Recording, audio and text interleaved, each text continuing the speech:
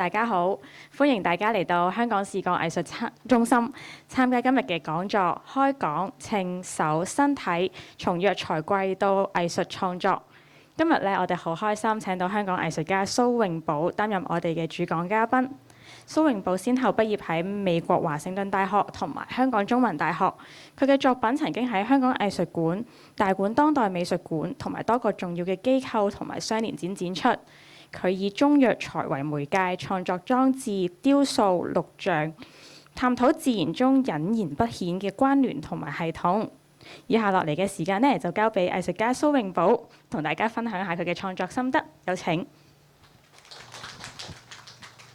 好，唔該晒，多謝視覺藝術中心嘅邀請啦。咁我首先呢，就播一段片自我介紹一下。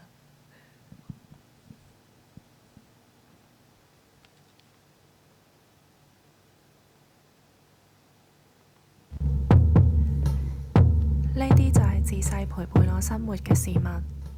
我認識嘅大自然，通通都係抽乾水分嘅，被斬斷切片嘅，被蟲蛀嘅，燒焦嘅，唔完整嘅，但都係非常真實，可以觸及嘅。每個藥材櫃桶裡面都係一個萬千世界，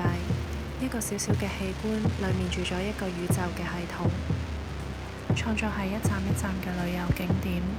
帶我去一處發光嘅皮膚表面，或者去身體嘅內部，睇血液喺體內嘅流動，又或者去大海聽貝殼嘅呼吸聲。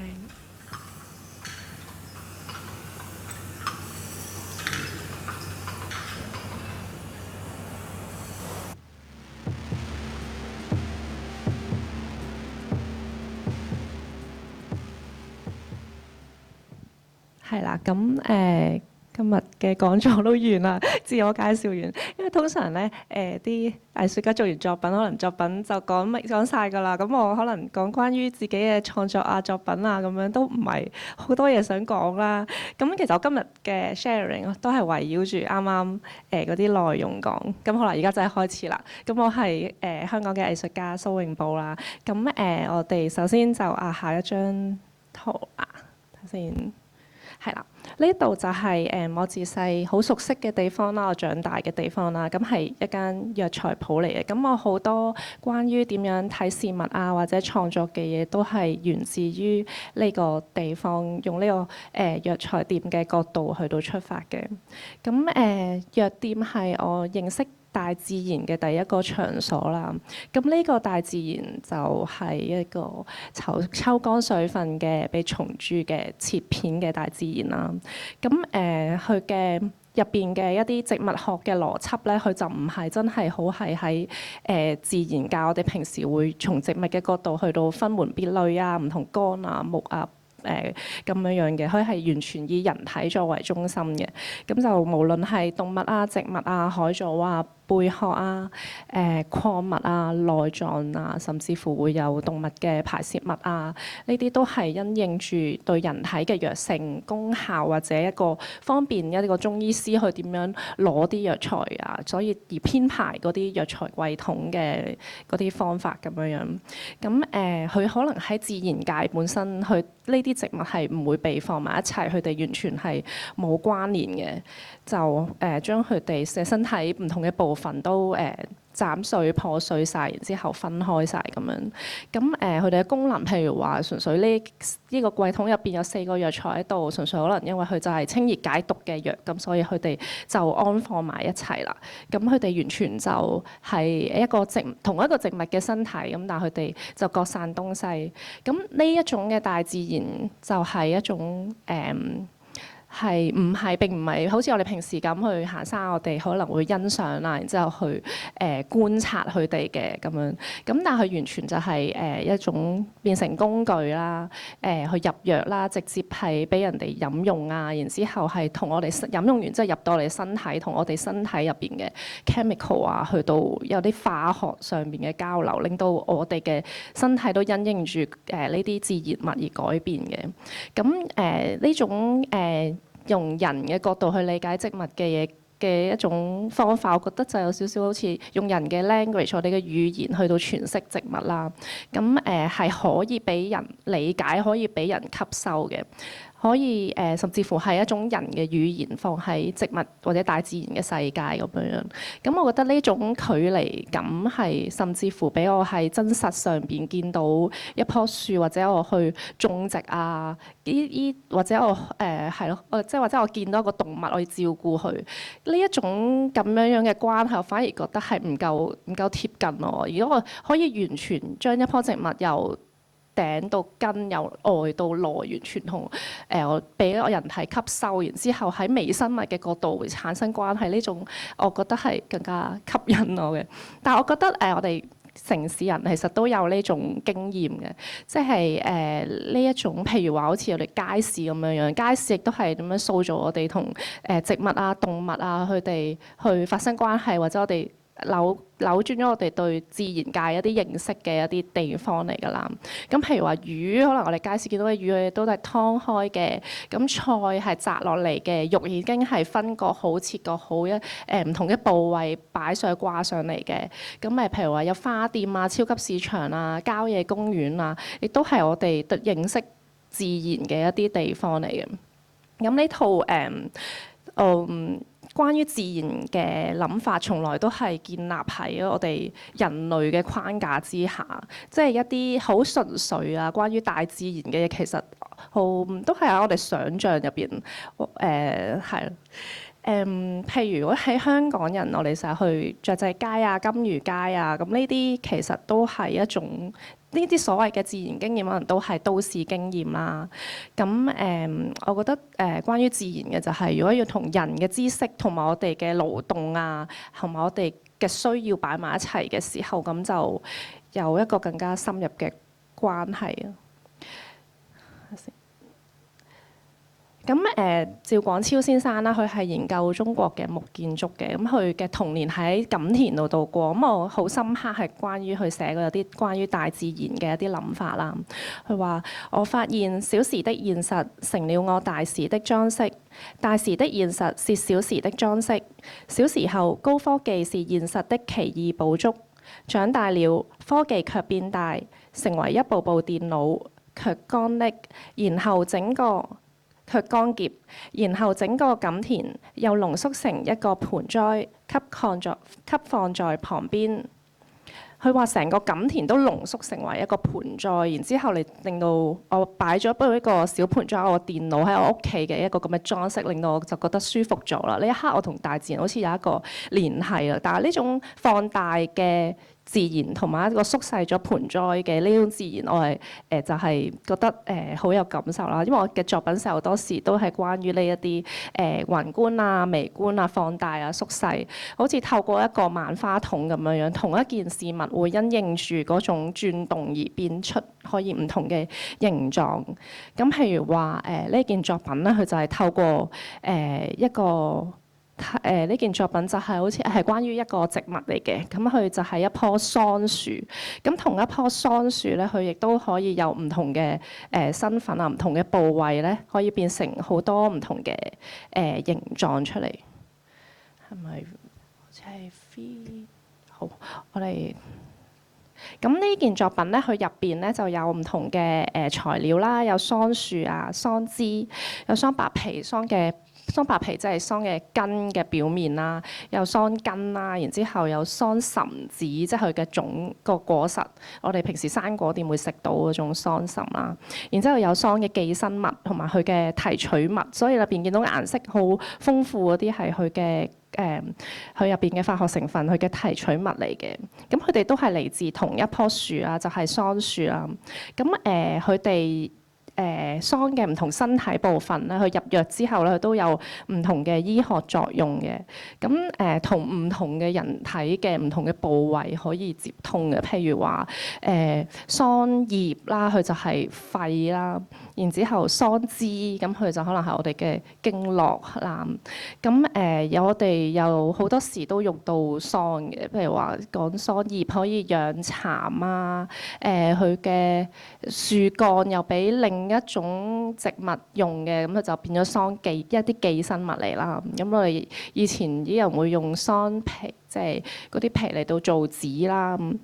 佢嘅桑果又可以攞嚟釀酒啦。咁佢呢個不過喺我嘅角度，桑樹從來都唔係用一棵樹嘅形態嚟到進入我認識嘅植物嚟，而係真係碎片化，係功能上邊去到認識桑樹。咁所以我第一次親眼真係見到成棵桑樹嘅時候咧，我係覺得哇好陌生，好有距離，同埋嗰啲桑果好靚啊，好彩色啊，好 colourful 啊咁樣樣。咁我覺得係好陌生嘅。咁一棵桑樹，咁呢件作品咧，佢個名就係叫做多語者。多語者嘅意思即係會講好多語言啊。咁多語者通常佢哋即係最吸引語言嘅嗰種吸引，即係除咗係語言本身之外，咁佢同人哋溝通嘅時候，好似就係可以同好多唔同嘅人互動咁樣嘅過程。咁我覺得呢棵桑樹都係啦，咁佢就係透過佢唔同嘅身體部分，同其他人可以發生關係啊，同我哋連結到咁樣樣。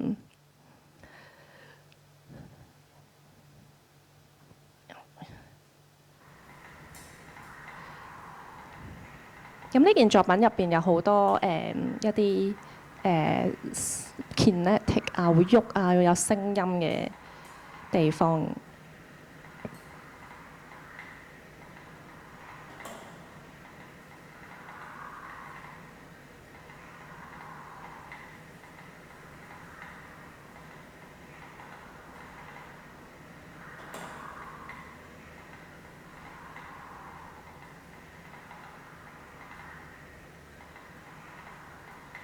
咁因為呢個係一個展覽，所以同時間有其他嘅作品啦。不過關於頭先會喐嗰啲部分，其實嗰啲有風吹啊，或者有個波好似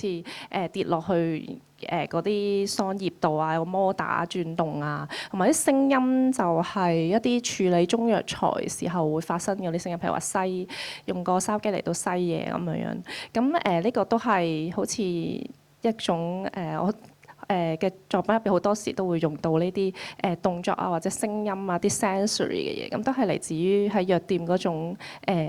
有好多感官上邊嘅一種經驗體驗嚟。咁不如我繼續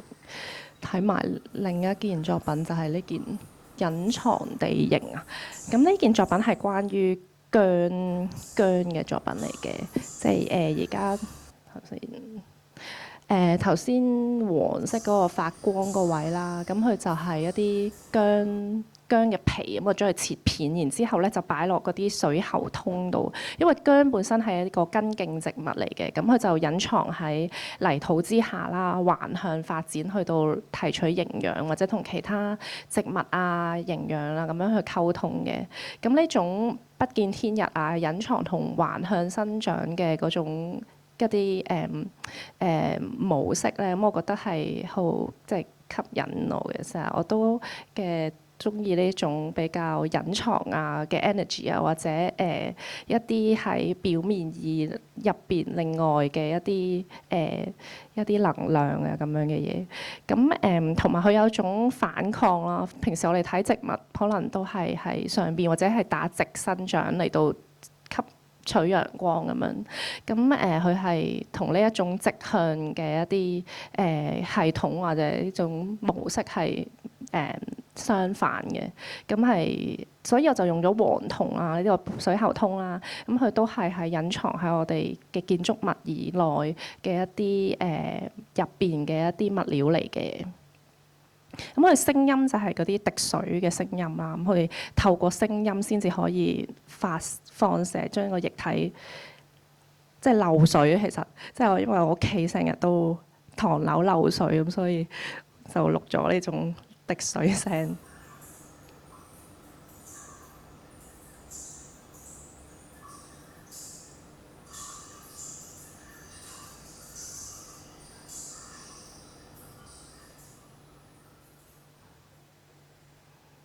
咁我哋繼續先，下一跟住咧呢部分想講關於勞動這種重複性的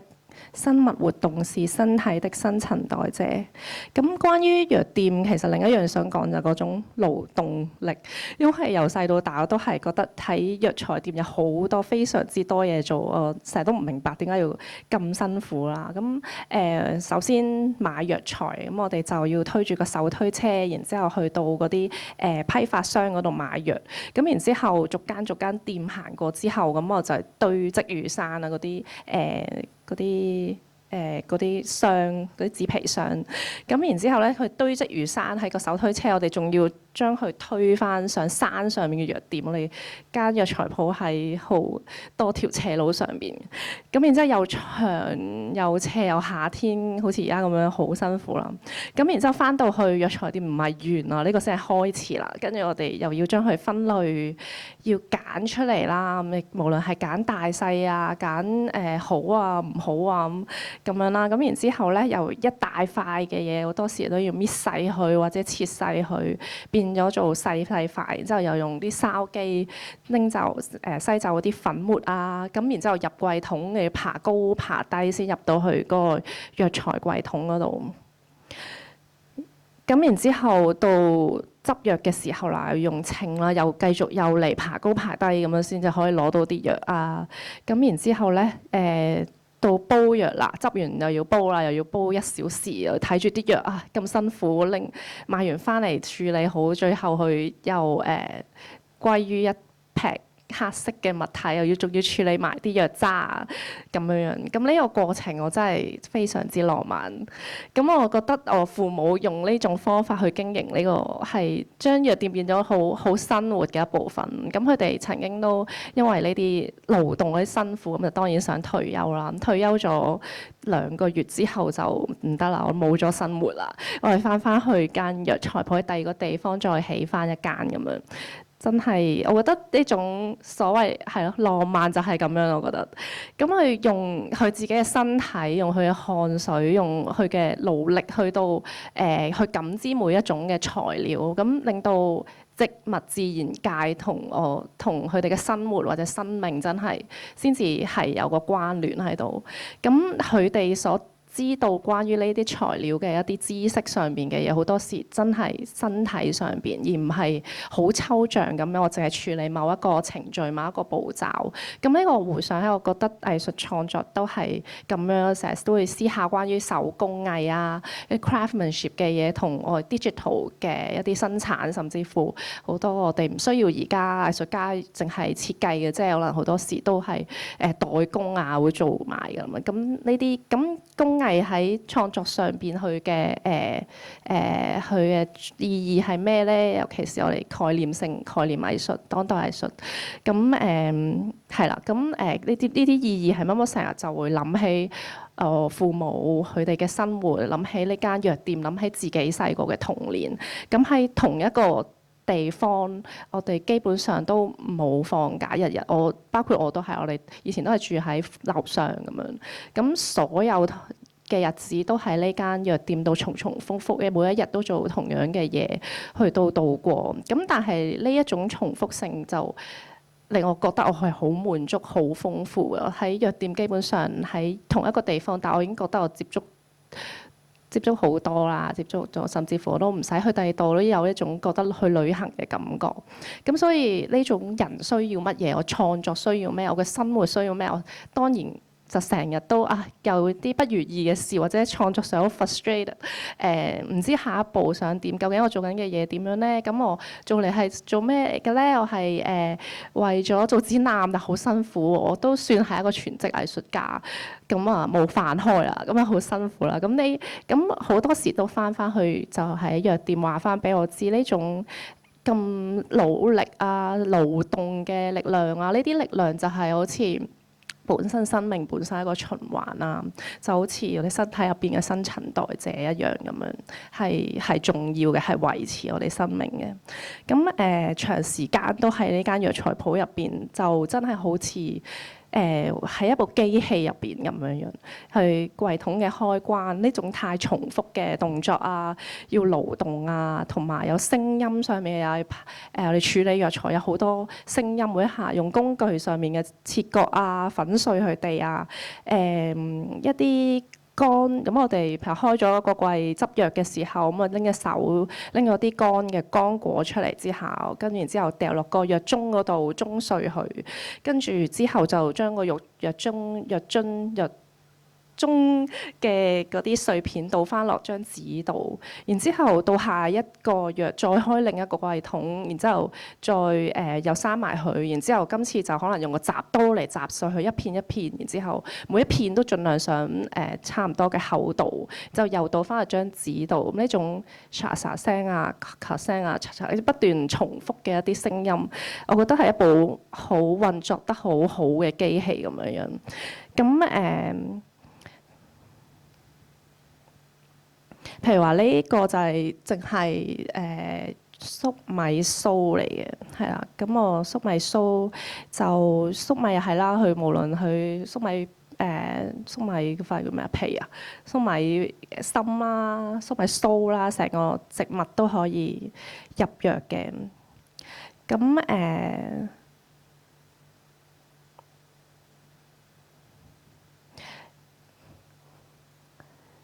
咁呢個就係我爸爸媽媽再加埋我隻手嘅一個錄像嚟嘅。咁我哋成日都會用手去到接觸藥材。咁對於我父母嚟講，親自接觸，即係親自去處理咁勞動呢個過程，佢哋係對藥材係好珍而重之嘅。甚至乎我哋每一日飲食嘅時候，可能食個生果、食個碌柚都好，我都會將個碌柚皮都會保存起嚟。碌柚核又係會儲存一罌啊！呢個碌柚核，呢個金核啊，然之後有木瓜核啊，好多唔同嘅核，佢都一罌咁儲存啦。咁然之後，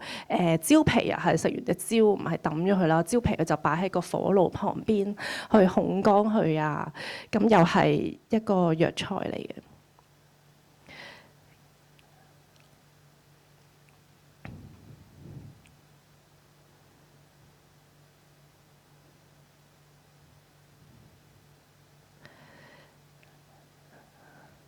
咁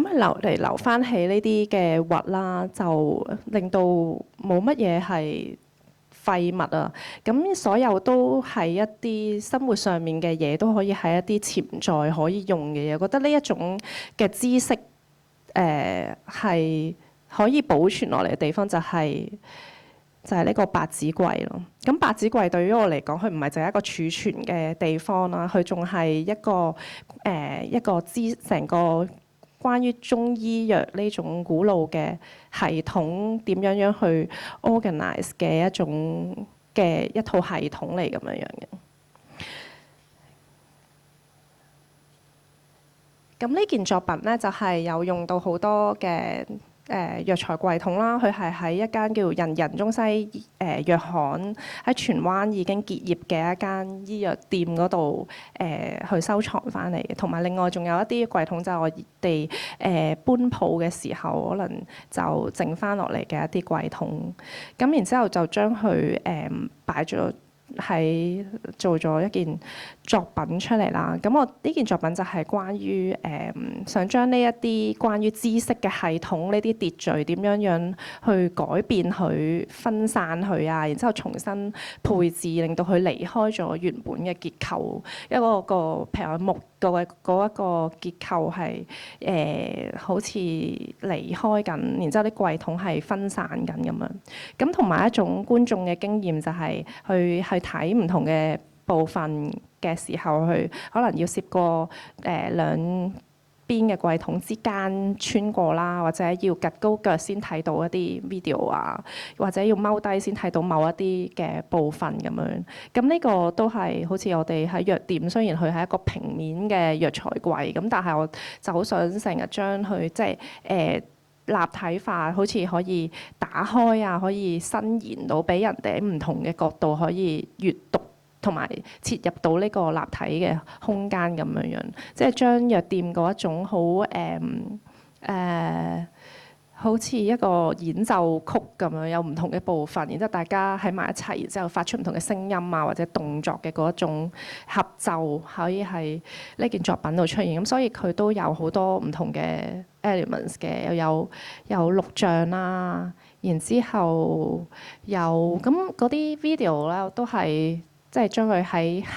淨係 isolate 咗啲手部嘅動作，好似即係淨係變成一啲重複嘅喺隻手嘅一啲 movement 啊，咁就變成好似一啲機器入邊嘅零件咁樣樣。咁另外，譬如話有呢個碌柚核砌成好似一個skeleton 啊咁樣嘅身體部分擺咗入去啦。另外仲呢個先係。碌柚核嗰個，咁另外有啲樽入住一啲嗰個芒果核，都係好似將佢哋變成好似身體嘅器官一樣，好似擺咗入去呢啲櫃入邊。呢啲係我將一啲果實啊咁樣嘅嘢，用嗰啲包裝嘅機咧，佢會壓縮。將佢變成好似倒模、吸模咁樣，將嗰啲果實好似可以倒模啊、複製啊。另外仲有呢個都係 video 啦。另外有一啲 3D print 打印出嚟嘅嘢啦，咁都係一啲人造物、天然物之間。呢個就係瓜囊啊，絲瓜囊。即係人哋攞嚟沖涼啊、洗碗嗰嚿嘢咧，咁我就擺咗一啲鹽嘅蒸氣喺附近，咁令到佢吸收咗呢啲鹽嘅結晶之後，好似依附咗喺佢嘅外邊。另外仲有一啲呢啲係有磁石，佢入邊亦都有一啲隱藏嘅磁石，咁兩個磁力相吸之下會牽引到互相，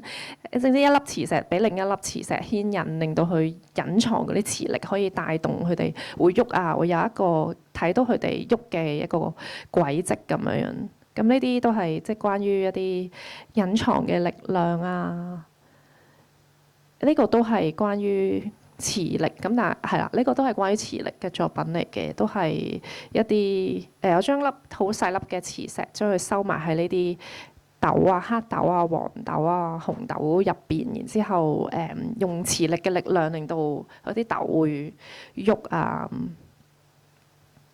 另外仲有浮海石，就係一種火山石嚟嘅，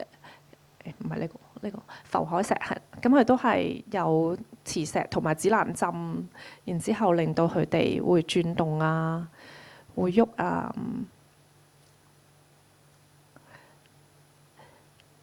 然之後櫃桶入邊，另外仲有一啲 video 嘅 projection 啦。咁呢個 projection 就係又係浮海石嚟嘅，但我影相就將佢影到好似一啲外星嘅外太空入邊嗰啲 asteroid 隕石係啊，咁咧嗰啲咁樣，然之後就將佢擺咗落呢個櫃桶度。咁佢哋會喺每一格入邊會喐嘅。咁嗰種喐動嘅方法其實係 reference 一個數學嘅電腦 pixel 嘅遊戲咁樣。咁呢個遊戲本身就係一個數學家發明啦。佢係關於點樣生成一啲粒子之間嘅關係。如果有一粒喺佢附近，咁佢就會吸引另一粒，即係一啲吸引啊或者消失。點樣令到呢啲粒子消失嘅一啲數學遊戲嚟嘅，咁都係生命點樣生成又消逝啊咁樣。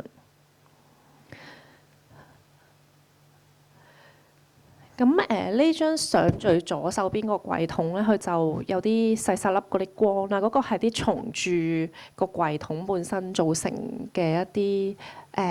窿嚟嘅。咁我入邊擺咗盞燈，令到佢好似透光出嚟啊。咁藥店本身係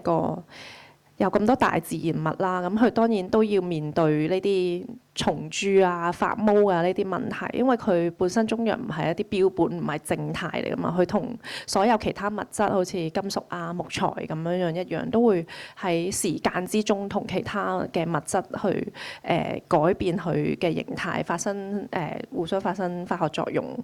咁佢喺櫃，所以呢啲藥材喺櫃入邊唔係死嘅，佢一路都係改變緊，俾消耗。咁尤其是喺香港啦，咁潮濕嘅地方啦，要去到咁樣去管理呢啲大自然嘅嘢，從來都唔係可以好輕鬆嘅。所以我哋好大部分嘅工作啦，就係成日都要處理呢啲蟲蛀啊嘅嘢。咁呢張相就係一個茯苓嘅根莖植物嚟嘅，咁然之後我哋中藥材就會將呢嚿茯苓咁樣切片去到用嘅。咁當我哋切開佢嘅時候，咁就哇！咁我一見到哇，好靚咁樣，但我媽就即刻想掉咗佢，我冇啊，千祈唔好，我要留翻。突然間就發現粒流星，梗係要捉住佢啦！呢個梗係攞嚟做作品啦。咁然之後咧，跟住我就開始咗自己都養蟲啦。咁我喺我實驗即係喺我嘅工作室度開始嘗試擺好多唔同嘅中藥啊，試下睇有冇啦。咁但係工作室嘅環境原來係唔可以養到嘅，咁我都係要翻去藥材鋪呢個咁大自然嘅地方先可以養到蟲啦。咁跟住係啦，咁之後我就開始收集咗好多唔同嘅蟲蛀嘅植物啦。咁所以就有呢件作品啦，咁就係我收集翻嚟唔同蟲蛀嘅嘢，同埋都係有喺其他地方，亦都有譬如公園啊咁樣都有揾一啲蟲蛀嘅植物收集翻嚟。咁呢件作品個題目就叫書的形狀啦，咁英文名就叫 The Bookmaking Habit of Select Species。咁呢個名其實係一本小説嘅名嚟嘅，係Ken Liu 劉宇昆嘅小説《書的形狀》。咁佢喺書入邊就描述有好多唔同嘅外星嘅生物啊，佢哋想用好多好奇特嘅方法去創造文字，即係又透過carve 一啲 tunnel 出嚟啊，然之後用光嘅方法啊，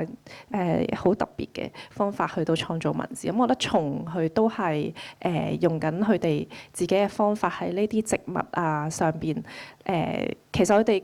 咁樣轉窿轉穿嘅植物，佢其實未必係食嗰個植物嘅，可能佢係想建造啊，即係佢係起緊一間房子俾佢自己可以喺入邊產卵啊，然之後係生命反而係誕生嘅一樣嘢咯，即係我哋消耗緊呢個植物啦，但係同時間去俾另一個生物去到變成一個生命開始嘅地方。咁我覺得呢種蟲蛀嘅行為係一種書寫嘅行為啦，開始緊一個故事啊。咁呢啲蟲喺每一塊頭先嗰啲茯苓咁樣，每一塊都好似一頁頁書咁樣去留下緊呢啲咁樣書寫嘅痕跡，好似只係得佢哋可以睇得明嘅書咁樣。咁呢樣嘢我覺得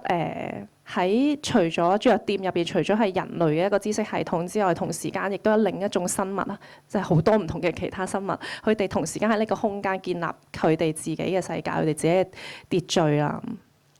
咁佢呢種係如果藥店嘅一個或者白紙櫃一個知識系統嘅話，咁呢個知識系統同時都有好多唔同嘅物種同我哋一齊建立呢個系統咁樣。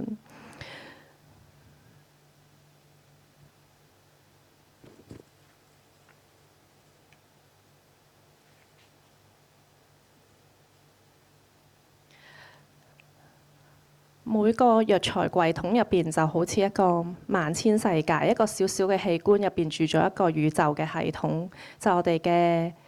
耳朵，其實我哋就有我哋成個身體上面嘅穴位啦。咁所以佢可以係我哋一個小小器官，佢就可以係我哋全身嘅一個象徵咁樣。咁呢個係中醫嘅一啲關於整體嘅觀啦，將我哋身體嘅理解成為一個好細嘅小宇宙。咁呢種微觀即係宏觀，器官就係成個宇宙。咁呢種尺度嘅摺疊，咁每一個局部就好似反射緊即係成個整體咁樣樣，佢同我哋平時理解到嘅一啲要用顯微鏡先可以睇到好細嘅一啲細胞咁樣係要進行放大嘅呢一種邏輯係唔一樣啦。佢嘅係一個整體已經存在緊一個喺一個好局部嘅呢一種摺疊嘅思維，係你唔需要放大嘅，只需要將你注意力擺喺另一個角度去到觀看佢咁樣。咁呢一種大同細啊，關於唔需要離開呢間細細嘅藥店，我已經感受到，已經可以探索世界啊，有一種好平衡宇宙嘅一種魔法咁樣。咁喺疫情嘅時候，我覺得大家可能都經歷過呢一種平衡時空嘅一啲魔法。咁所以我哋嗰陣時咧喺疫情嘅時候就去咗南丫島，去到收集四周圍嘅一啲植物啊、海藻啊、菇類啊、昆蟲啊呢啲咁樣嘅嘢。咁然之後，因為南丫島嘅即係其實香港嘅物種真係好豐富啦。咁而且喺南丫島本身就係有一種離開香港嘅感覺，可以搭一架船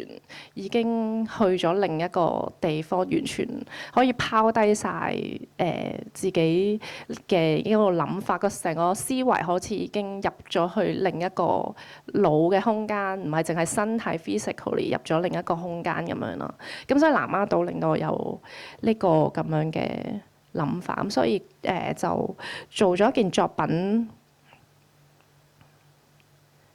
係啦，我首先就收集咗好多唔同嘅物種啦，拎翻去我嘅 studio 度啦。咁然之後咧，我就睇啲 paper research 咁樣，就有一個醫學嘅再生醫學技術咁樣，係用喺即係可以將一啲器官移植上邊嘅，咁即係譬如我哋攞豬嘅心，然之後移植喺人度啊，或者將一啲植物嘅 tissues 將佢擺咗喺皮膚上邊啊咁樣，關於即改造 regenerate 咁樣，咁然之後就試下都可唔可以自己做呢個 process 咁樣啦。咁我就完全門內漢咁樣去借啲 lab 嘅設備咁樣做。咁係啦，呢個嘗試嘅過程啦。咁然之後我就咧將我整咗嘅，將嗰啲物種通過呢啲reference 呢個醫學科技嘅嗰個 reference 改造完之後咧，咁我就將佢擺翻落南丫島嗰度，咁就擺咗喺一個櫃入邊啦。咁嗰陣時我就揾到一間海鮮酒家，咁佢就願意俾我 display 呢件作品嘅。咁所以我就都揾到好辛苦，因為咧係嗰條南丫島條街就唔係好多願意咁樣做，亦都唔明咩事啦，阻住佢做生意咁，所以好感謝呢間個老闆。咁而且佢係我好理想嘅一間展示嘅地方，因為佢有一個活生生嘅南丫島啦，有佢哋釣翻嚟嘅魚啊、海產啊，咁同時另一邊廂就係我呢個收集翻嚟，然之後再改造出嚟一個空嘅南丫島嘅物種，因為呢種其實頭先冇 mention 係叫做去細胞化 decellularization 嘅一個技術嚟嘅。咁即係去細胞化，即係將嗰啲植物啊，佢哋只係留低外殼啊 tissues，咁就將入邊啲新細胞啊、living cells 啊嗰啲全部都拎走咗去嘅。咁佢唔係淨係顏色上面嘅透明咯，而係入邊嘅生物係冇嘅。咁然後佢裝住個兜係係有啲蒸餾水啊咁樣，咁所以佢係擺長時間都唔會發毛啊，只需要換水，好似一個生物嘅方法，好似養條魚咁。但係其實佢入邊亦都冇任何生命喺入邊咁樣。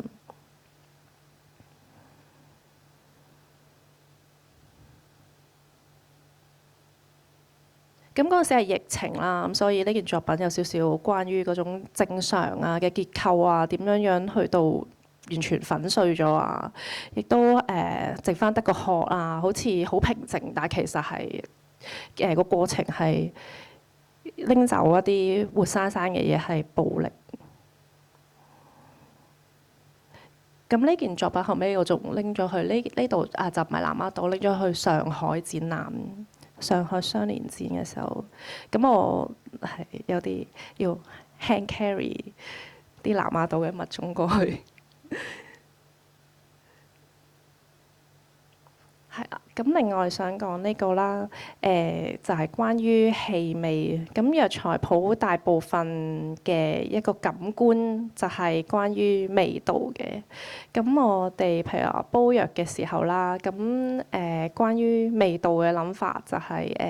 啲譬如煲藥嘅時候，咁佢就有啲蒸氣，佢就帶住一啲藥物嗰啲分子咁樣嚟到進入人體，即係未必一定好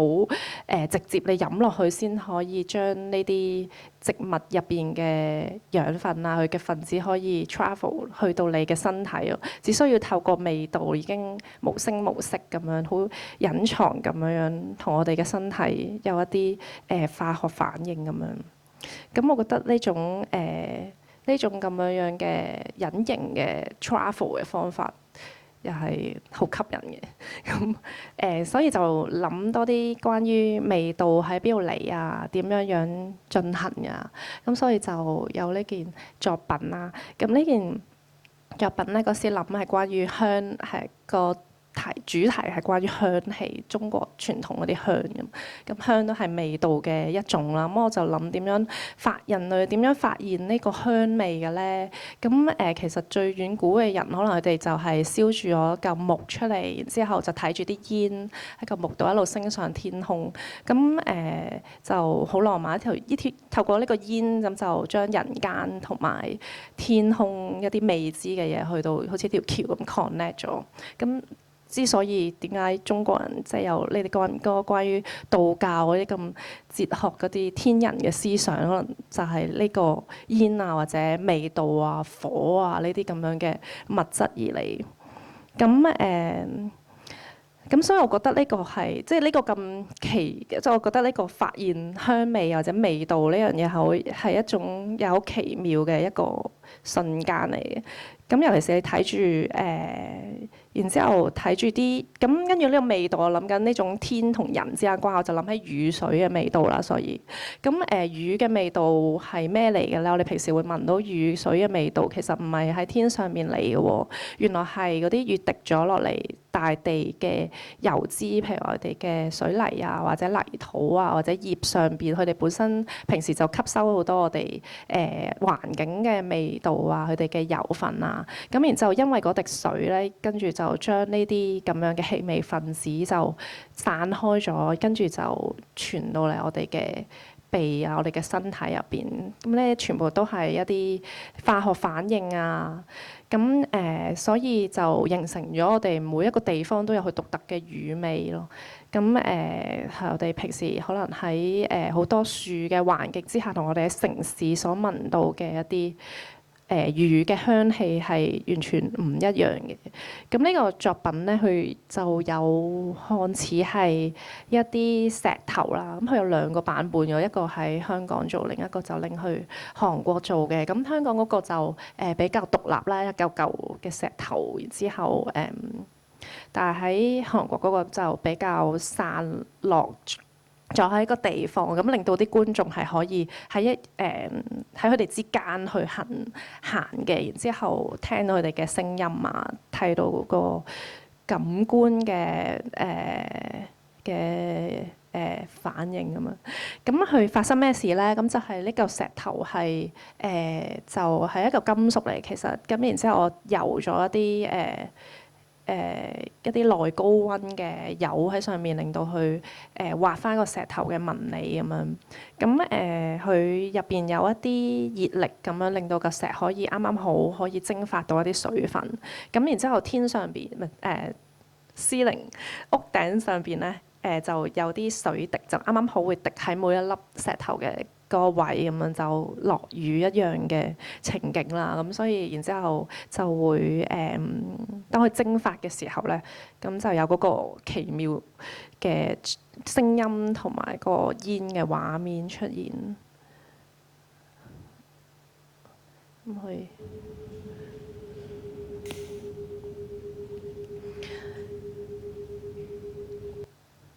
咁係咯，關於關於作品都差唔多啦。咁最後可能講下關於創作本身啦。咁不嬲呢啲即係創作都係回應緊我日常生活嘅一啲經驗啊。對於我嚟講係一種學習學嘢嘅方法嚟嘅。咁所以全部都係嗰個學習嘅過程咯，而唔係結果。咁然之後創作啊作品可能就係呢一種學習嘅過程之下轉化成為嘅一啲諗法。咁就通過創作就將佢變成一啲新嘅嘢，然之後將一啲諗法變咗做一啲屬於我自己能夠掌握到啊，可以用我嘅方法去到absorb， 即係吸收到嘅嘢。咁就好似即係咯，新陳即係好似頭先一路講新陳代謝咁，佢哋就係其實係一啲代謝物嚟咁樣樣。咁今次呢個講座又係咁，我就透過呢啲作品呢啲代謝物，可以再同大家分享，令到我可以透過創作可以再可以去到其他唔同嘅地方咁樣樣。係差唔多，多謝。